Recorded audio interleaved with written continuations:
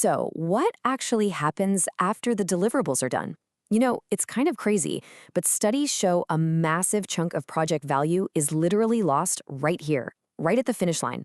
Why? Because teams sprint so hard to deliver a product, and then they just immediately check out. But true project management, especially if you're gearing up for your PMP certification, well, it definitely doesn't end there. Welcome to The Explainer. Today, we're taking formal PMP exam prep material and turning it into a real-world strategic look at project closure. We are moving way beyond just turning off the lights or, tossing the keys over to the client. We're going to dive into how you secure actual, long-lasting organizational value from the hard work you've just put in. We've got a really clear roadmap for this explainer today, breaking things down into 5 key areas: why we close projects, executing project transitions, finalizing your contracts, delivering long-term benefits, and transferring project knowledge. Let's jump right into part 1, why we close projects, specifically looking at fulfillment versus forced closure. Okay, so the ideal scenario is a natural closure, right? We call this fulfillment. And the absolute crucial point here is that fulfillment is strictly tied to your definition of done. This means actually meeting those mutually agreed upon acceptance criteria that you established way back at the beginning of the project. To make sure every single requirement is complete and approved, successful teams rely on tools like the requirements traceability matrix. Basically, final acceptance has to happen before the product is released, completely confirming that your stakeholders are satisfied. But let's be real for a second. There is a stark contrast to that perfect scenario. Sometimes, despite your absolute best efforts, projects are forced to close prematurely. This can happen for a bunch of reasons. Maybe you get hit with sudden external roadblocks, like a new legal or regulatory change that completely stops your progress in its tracks. Or it could be an internal shift. The organization might change the business case, maybe financial support gets abruptly withdrawn, or honestly, the project just becomes no longer feasible or desirable. Recognizing when you need to pull the plug and close a project early is honestly just as important as knowing how to finish a successful one. Moving right along to part 2, executing project transitions, or as I like to think of it, the crucial baton pass. Think of the transition process as a chain of readiness. A successful project isn't just about building the thing, it's about making absolutely sure the customer is actually ready for the change.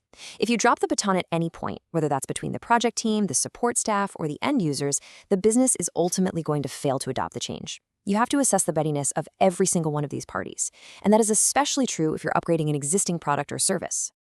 So, to actually pull off a smooth handover and overcome any of that dreaded adoption resistance, you need a few specific things. You can't just toss a 300-page manual at them and run for the hills. It involves active, hands-on training on the new product or service, really comprehensive documentation, and super clear organizational communication. And notice that last point, post-implementation support, which you'll sometimes hear called hypercare or DevOps. This extended support period is your guarantee that end users aren't just left stranded the second your project team steps out the door. All right, part 3, finalizing your contracts. Let's get into the administrative side of things. Now, this is absolutely vital for your exam prep because there is a very hard line drawn here when it comes to procurement and accounting.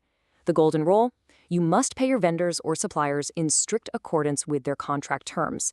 You absolutely cannot withhold or delay their payment just because your overarching project itself isn't officially closed yet. Well, unless that exact condition is explicitly written into the contract.